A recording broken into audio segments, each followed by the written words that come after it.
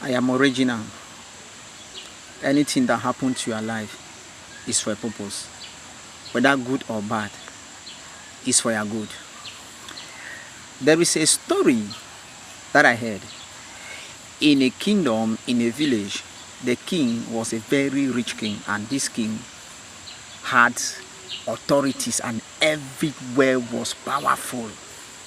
You know, a rich king, like the rich king in the Bible called Solomon. And in that kingdom, he has a wise man. That wise man was the advisor of the king. That man has wisdom. And one day, while the man was standing just beside the king, and like another maid was like arranging the nails of the king, suddenly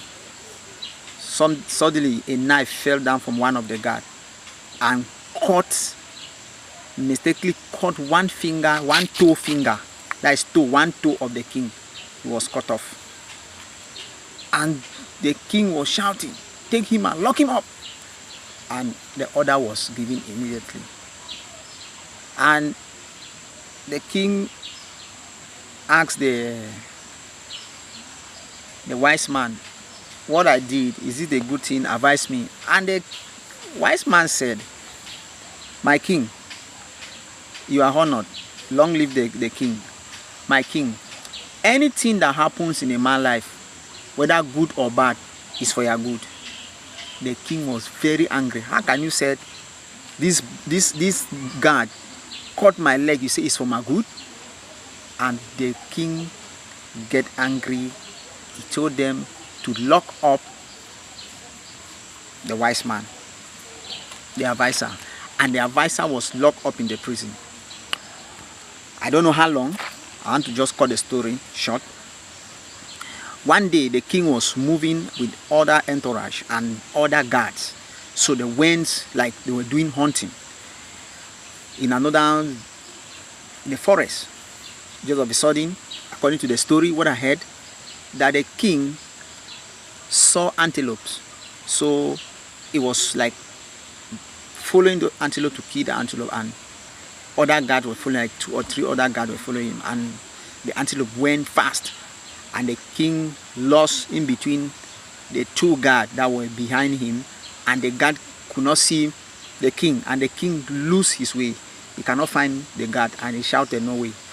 Just all of a sudden, in front of him, he saw warriors.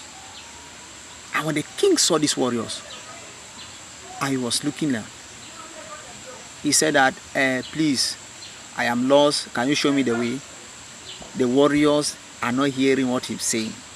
The warriors are saying other things. These like people living in the forest. That's these bush people. They are living like other countries say cannibals. They eat human being. So now they look the king fresh, big. They say, "No, this is the good sacrifice." And in that village of those people were doing hunting. And in that village, they had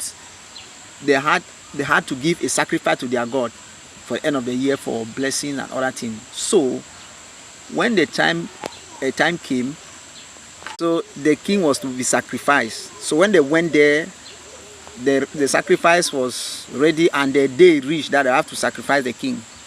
According to the story, the chief priests have to arrange the king, that is their own body they have seen, to sacrifice.